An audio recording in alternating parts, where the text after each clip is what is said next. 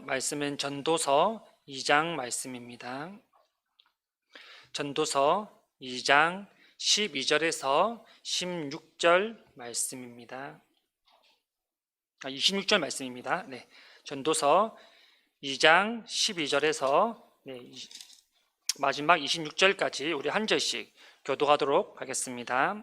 내가 돌이켜 지혜와 망령됨과 어리석음을 보았나니 왕 뒤에 오는 자는 무슨 일을 행할까? 이미 행한 지 오래전의 일일 뿐이라.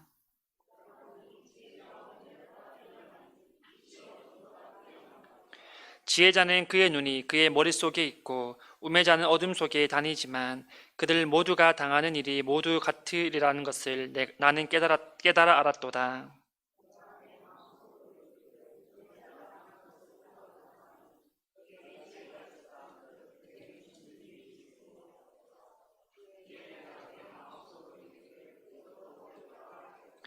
지혜자도 우매자와 함께 영원하도록 기억함을 얻지 못하나니 후일에는 모두 다 잊어버린 지 오래일 것임이라. 오호라, 지혜자의 죽음이 우매자의 죽음과 일반이로다.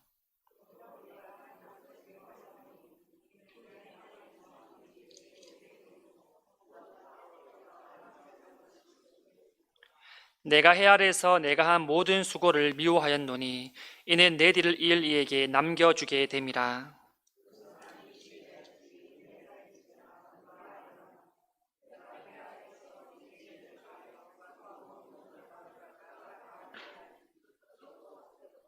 이러므로 내가 해 아래에서 한 모든 수고에 대하여 내가 내 마음에 실망하였도다.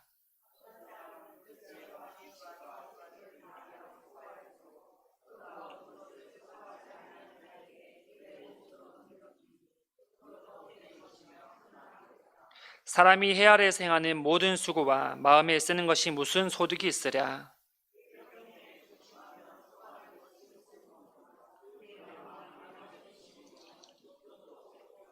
사람이 먹고 마시며 수고하는 것보다 그의 마음을 더 기쁘게 하는 것은 없나니 내가 이것도 본즉 하나님의 손에서 나오는 것이로다. 같이 읽겠습니다. 하나님은 그가 기뻐하시는 자에게는 지혜와 지식과 희락을 주시나 제 안에는 요구를 주시고 그가 모아 쌓게 하사 하나님을 기뻐하는 자에게 그가 주게 하시지만 이것도 헛되어 바람을 잡는 것이로다. 아멘. 우리 이렇게 한번 고백했으면 좋겠습니다. 영적인 분별력을 가집시다. 영적인 분별력은 다시 말해서 지혜입니다. 우리 성도님들이 하나님의 지혜를 다 가질 수 있기를 간절히 소망합니다. 본문에서는 두 부류의 사람을 소개하는데요. 한 사람은 지혜자라는 사람이고 또 한 사람은 우매자라고 불리는 사람들입니다. 먼저 지혜자라는 사람들은 하나님을 위해 사는 사람들인데요. 그렇기 때문에 하나님을 향한 분명한 목적과 소명과 의식을 가지고 살아가게 됩니다. 자기만의 유익을 위해 살아가는 것이 아니라 하나님이 어떤 것을 원하는지 좋아하시는지 그런 것들을 잘 알며 또한 이웃을 섬기며 공동체적인 삶을 살아가는 사람들입니다. 그런데 반면에 이 우매자라는 사람을 사전적 의미로 찾아보면 어리석은 사람이다 라고 그렇게 표현을 합니다. 본문 12절에 보시면 이렇게 말을 하는데요. 내가 돌이켜 지혜와 망령됨과 어리석음을 보았나니 왕 뒤에 오는 자는 무슨 일을 행할까? 이미 행한 지 오래전의 일일 뿐이라. 이 본문을 조금 더 쉽게 세번역으로 보면 이렇게 설명을 합니다. 임금 자리를 이어받은 사람이 무엇을 할 수 있는가? 기껏해야 앞서 다스리던 왕이 이미 하던 일뿐이다. 무엇이 슬기로운 일이며 무엇이 얼빠지고 어리석은 일인지 알려고 애를 써보기도 하였다. 솔로몬은 그동안 자신의 삶을 뒤돌아보면서 세 가지를 연구했다라고 말을 하는데요. 그것은 지혜와 망령됨과 어리석음을 말합니다. 솔로몬은 앞선 왕들보다 많은 유적들을 세웠으며 많은 지혜를 행하였던 왕입니다. 더 이상 이 솔로몬을 능가하는 왕들은 나오지 않을 것이고 또한 나오지 않았습니다. 그만큼 솔로몬은 지혜와 모든 면에 있어서 다른 모든 왕들보다, 앞으로 나올 왕들보다 더 위대하고 앞서 있었다라고 자부심을 가지고 있습니다. 실제로 솔로몬 이후의 모든 역사를 찾아봐도 솔로몬만큼 지혜나 학문이나 또는 군사적인 면에서 뛰어난 왕은 한 명도 등장하지 않습니다. 13절에 솔로몬이 이렇게 고백하는데요. 내가 보니 지혜가 우매보다 뛰어남이 빛과 어둠보다 뛰어남 같도다. 먼저 본문에 등장하는 지혜는 하나님으로 받은 지혜가 아니라 세상으로부터 얻은, 즉 인간이 노력해서 얻게 된 지혜를 말합니다. 본문은 이 어리석음과 지혜를 빛과 그리고 어둠으로 각각 비유하고 있는데요. 이는 어리석음과는 비교할 수 없는 그런 지혜의 뛰어남을 말합니다. 지혜 있는 자와 어리석은 자는 비교할 수 없는 거라는 것이죠. 본문에서 지혜를 이 어리석음보다 더 강조하지만 결국은 하나님을 떠나서 얻는 지혜, 세상으로부터 얻는 지혜는 마지막 죽음, 우리의 운명 앞에서는 아무 소용이 없다라는 것을 솔로몬이 말하고 있습니다. 세상에서 살아가면서 평생을 노력하며 얻는 지혜, 정말 그 지혜는 너무나도 뛰어나고 값지고 소중한 것이지만 결국 우리 모두가 직면하게 될 죽음 앞에서는 그 지혜조차 아무런 의미가 없다는 것이죠. 14절에 지혜와 우매자에 대해 이렇게 더 설명하고 있습니다. 지혜자는 그의 눈이 그의 머릿속에 있고 우매자는 어둠 속에 다닌다. 지혜자는 그의 머릿속에 있다라고 표현을 하는데요. 성경 본문대로 우리가 이해하려면 참 쉽지 않습니다. 눈이 머릿속에 있다라는 것을 이해하거나 또는 상상할 수 있으십니까? 이는 상징적으로 사물이나 또는 상황에 대해서 예리한 판단력과 통찰력을 가지고 있었다는 것을 표현하고 있습니다. 어떤 상황과 어려움에 처해도 절대 당황하지 않고 올바른 판단력과 올바른 분별력을 가지고 그 일들을 지혜롭게 헤쳐나간다는 것입니다. 여러분, 우리는 세상을 살아감에 있어서 예리한 판단력과 통찰력이 있어야 될 줄 믿습니다. 우리가 하고 있는 지금 이 일들이, 내가 하는 이 일들이 하나님이 원하시는 일인지 아니면 하나님이 싫어하시는 일인지에 대한 예리한 판단력이 있어야 된다는 겁니다. 하나님께 나를 통하여 하고자 하는 일이 무엇인지 뚫어보는 그러한 통찰력을 우리는 가져야 됩니다. 하나님 떠나 살아가는 사람들이 가지는 그 예리한 판단력과 통찰력은 아무 소용이 없습니다. 물론 일을 더 빨리 해결하고 더 능률 있게 하려면 그러한 예리력과 통찰력은 필요합니다. 하지만 그 모든 것은 잠시뿐이라는 것이죠. 마지막 죽음이 다가왔을 때 그런 것은 아무것도 소용이 없다라는 것입니다. 우리는 하나님을 향한 예리한 통찰력과 관찰력과 판단력을 가질 수 있어야 될 줄 믿습니다. 우매자에 대해서 표현할 때 그들은 어둠 속에 다닌다라고 표현을 하는데요. 여기서 이 어둠이라는 것은 바로 죄를 뜻합니다. 자신이 그 처한 삶 속에서 앞으로 내다보는 그러한 안목도 없으며 그냥 미련하게 그 상황을 살아간다라는 것입니다. 즉 자기가 죄를 지으면서 죄인지도 모르고 그냥 그대로 당연하게 살아가는 사람들을 의미하고 있습니다. 14절에 보면 이렇게 말합니다. 그들 모두가 당하는 일이 모두 같으리라는 것을 나도 깨달아 알았도다. 솔로몬은 지혜자고 정말 위대한 사람이었고 우매자는 정말 어리석고 솔로몬과 비교해서는 아무것도 아닌 사람입니다. 그런데 지금 본문에서 말하기를 그들 모두 이 지혜자나 이 우매자나 당하는 일이 모두 같다. 즉 모두 다 마지막 죽음을 맞게 된다라는 것을 솔로몬은 스스로 깨달아서 알게 되었다라는 것입니다. 이 죽음은 모두가 겪는 거라는 것이죠. 지혜 있다고, 돈이 많다고, 힘이 세다고 그 죽음이 더 늦춰지는 것은 아니라는 겁니다. 누구나 그 죽음을 맞이하게 되기 때문에 우리는 올바른 판단력과 통찰력을 가지고 이 세상을 살아가야 된다라고 솔로몬이 지금 말하고 있습니다. 이 사실을 깨달은 솔로몬이 자신에게 이렇게 질문하고 있습니다. 15절 말씀인데요. 내가 내 마음속으로 이르기를 우매자가 당한 것을 나도 당하리니 내게 지혜가 있었다 한들 내게 무슨 유익이 있으리요 하였도다. 이에 내가 내 마음속으로 이르기를 이것도 헛되도다 하였도다. 솔로몬은 스스로 이렇게 묻습니다. 결국 나는 지혜 있는 사람이고 저 사람들 어리석은 사람인데 결국 우리가 뭐가 다르냐? 마지막에 하나님을 떠나서 지혜 있는 나나 하나님 떠나 살아간 어리석은 사람이나 결국은 죽으면 끝이다, 아무것도 없다, 허무하다라는 것을 솔로몬이 알게 된 것입니다. 그리고 16절 전반절에 이렇게 말합니다. 지혜자도 우매자도 함께 영원하도록 기억함을 얻지 못하나니. 그래서 말합니다. 지혜자의 죽음이 우매자의 죽음과 일반이다, 같다라는 것이죠. 이처럼 죽음 앞에서는 지혜와 우매라는 것은 아무 소용이 없다라는 겁니다. 인생의 모든 활동이 하나님이 없으면 무의미하다라는 것을 솔로몬이 계속해서 강조하고 있습니다. 18절 솔로몬은 해 아래서 내가 한 모든 수고를 내가 미워하였다라는 표현을 사용하는데요. 그 이유가 무엇이냐면 내 뒤를 이을 이에게 내가 이것들을 다 남겨주었기 때문이다라고 설명을 합니다. 여기 솔로몬이 말하는 세 가지 요점에 대해서 한 주석에서 이렇게 설명을 하는데요.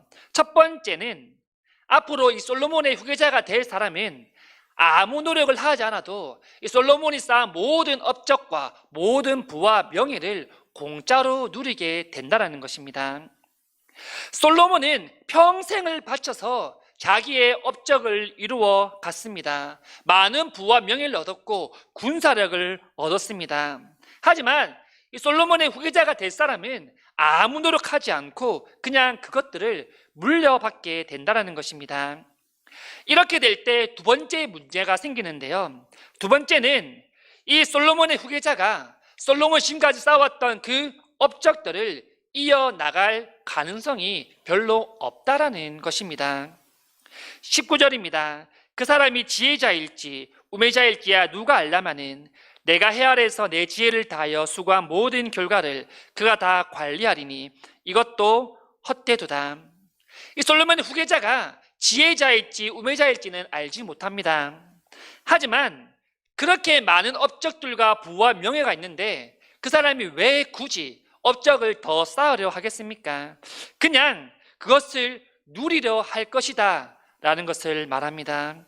그렇기 때문에 솔로몬이 지금까지 노력했던 것들을 다 그 사람들이 헛되게 만들기 때문에 이것도 헛되다라고 솔로몬이 고백하고 있습니다. 세 번째는 위대한 업적과 많은 것들을 이루었지만 정작 쌓은 그 자신은 그 모든 것을 누리지 못하고 죽음에 이른다라는 사실을 솔로몬이 고백합니다. 18절 후반절인데요. 이는 내 뒤를 이을 이에게 남겨주게 됨이라. 돈을 아무리 많이 벌어도 아무리 좋게 살아도 지위와 명예를 얻는다 하더라도 그 사람이 그 한평생에 그 모든 것을 다 누릴 수 없다라는 것입니다. 오늘날 재산을 물려주는 일 때문에 많은 사건, 사고가 생기지 않습니까?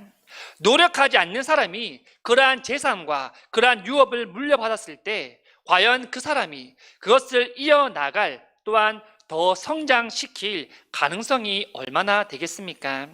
쉽지 않습니다. 오히려 물려받은 것에 대하여서 이어받은 것에 대하여서 그 자리에 머무르는 사람들이 더 많다라는 사실입니다. 다시 말해서 그러한 사람들은 자신만의 노력을 하지 않는 겁니다. 그저 물려받았기 때문에 물려받은 그것들을 누리며 살아간다는 것이죠. 그러한 것에 대해 솔로몬은 헛되다라고 말을 합니다. 후에 솔로몬의 아들이 모든 과업을 물려받게 되죠. 그런데 이 솔로몬의 아들, 우리가 잘 아는 이 르호보암이라는 왕은 어떤 왕이었습니까? 성경에 어떻게 기록이 되었습니까? 솔로몬이 쌓은 많은 그 업적들을 아버지를 이어서 계속 이어갔습니까? 우리가 잘 알다시피 이 르호보암은 아버지 솔로몬보다 더 악하게 백성들을 다스렸습니다. 왕국이 분열되는 큰 실마리를 제공한 왕이 바로 이 르호보암이라는 왕입니다. 하나님을 떠나서 살아갔던 왕이 바로 이 왕이지 않습니까? 결국 솔로몬이 평생을 쌓은 그 업적과 부와 명예는 아무 노력하지 않는 이 르호보암이라는 왕이 가져가게 되었고, 결국은 나라까지 망하게 되어집니다. 여러분, 본문을 통하여 우리에게 주시는 이 메시지가 무엇이겠습니까? 첫 번째는 지혜 있는 자나 우매자나 모든 사람의 마지막은 같다라는 것입니다. 우리는 높은 자리에 올라가기 위해서 많은 시간을 투자하고 잠을 줄여서 지혜를 얻어서 만족할 자리에 올라서게 됩니다. 하지만 분별력과 통찰력이 없는 사람인 그 마지막은 동일한데, 그 마지막을 우리가 어떻게 살아가야 될지를 우리는 분명하게 알아야 된다는 것입니다. 과연 어떻게 살아가야 된다고 솔로몬이 지금 말합니까?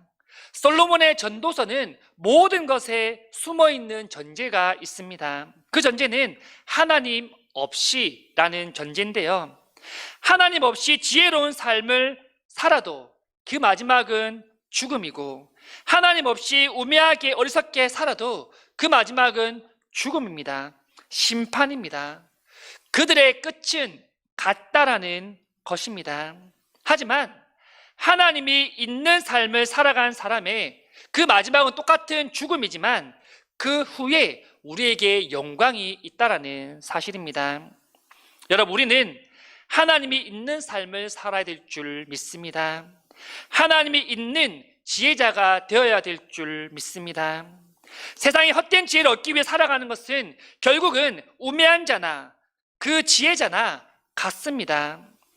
우리는 하나님이 우리 삶 가운데 늘 인도하시고 함께 하심을 고백했으면 좋겠습니다. 우리가 살아가는 이유를 우리가 분명하게 기억하며 살아갈 수 있기를 원합니다. 우리가 일하는 이유가 무엇입니까? 우리가 지위와 명예를 얻고자 하는 이유가 무엇입니까? 우리가 다른 사람보다 더 높은 자리에 올라가고자 하는 이유가 무엇입니까? 내가 드러나기 위함입니까? 내가 잘 먹고 잘 살기 위함입니까? 그것은 단지 인간의 욕망뿐입니다.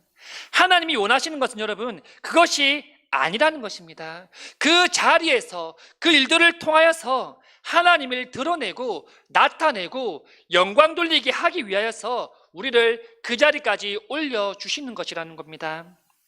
둘째는 우리는 하나님의 통찰력을 구해야 될 줄 믿습니다. 통찰력은 지혜입니다.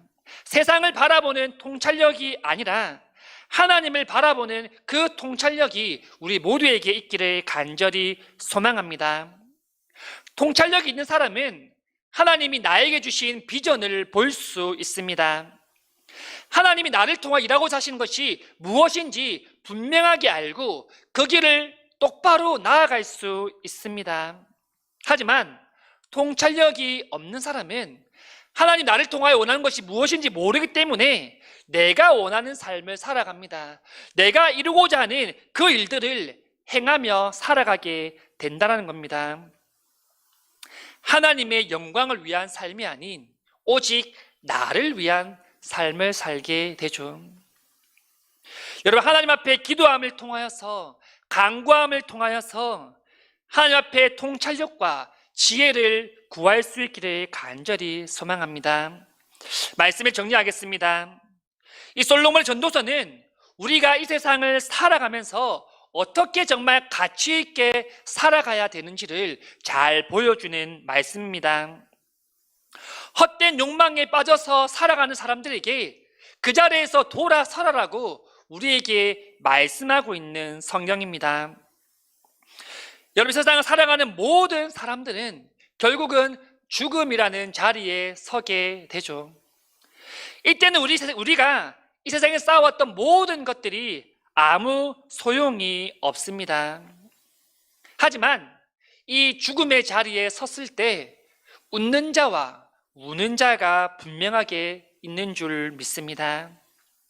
웃을 수 있는 자는 어떤 사람입니까? 하나님의 지혜를 가진 자입니다.